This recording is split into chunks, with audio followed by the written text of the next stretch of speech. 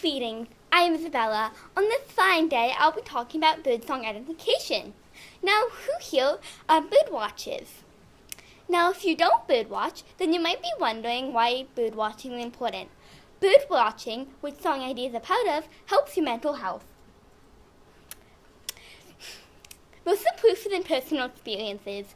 People find that it can take your mind off stressful things and help them feel secure in knowing what birds are around. A study from the Journal of Environmental Psychology shows that just listening to bird songs helps your mental health. And combine that with how bird song ID can help take your mind off stressful things, why wouldn't you want to bird watch?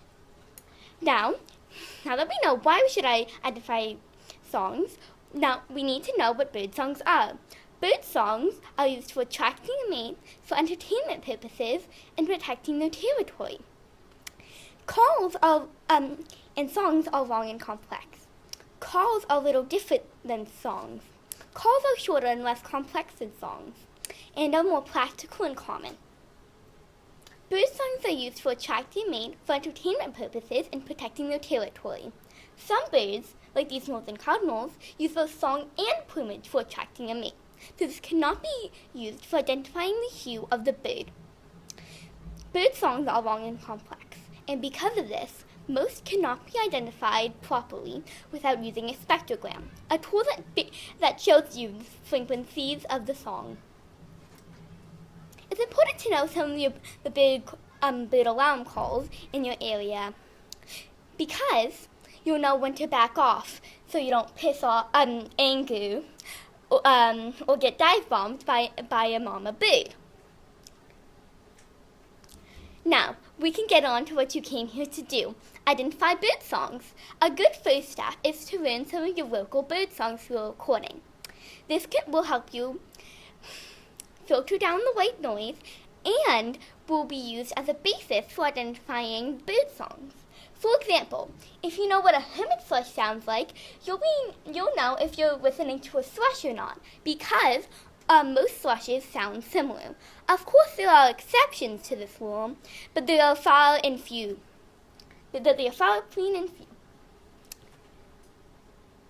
Thrushes are flute-like.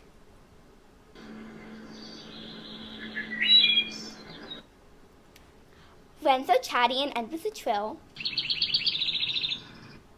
Finches rise and fall.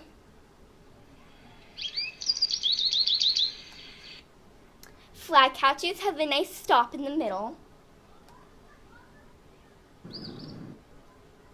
Viros have 1-second pauses in between varying notes.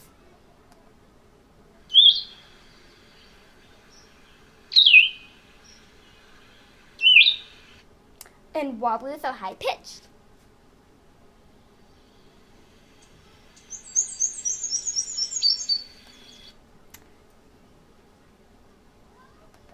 Now, using that, what bird do you think this is?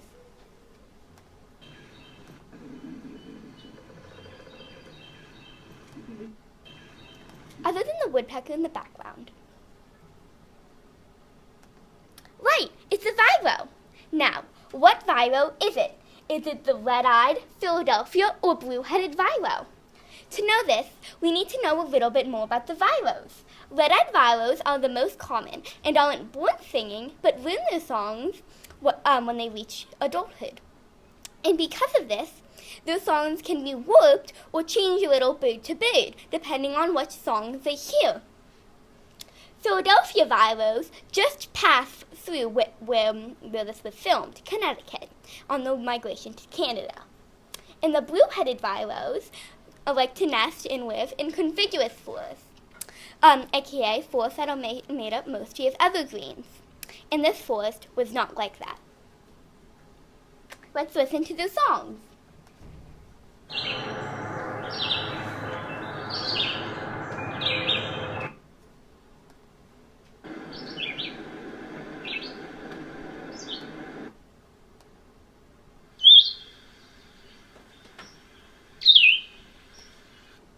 Now, which viro do you think it is?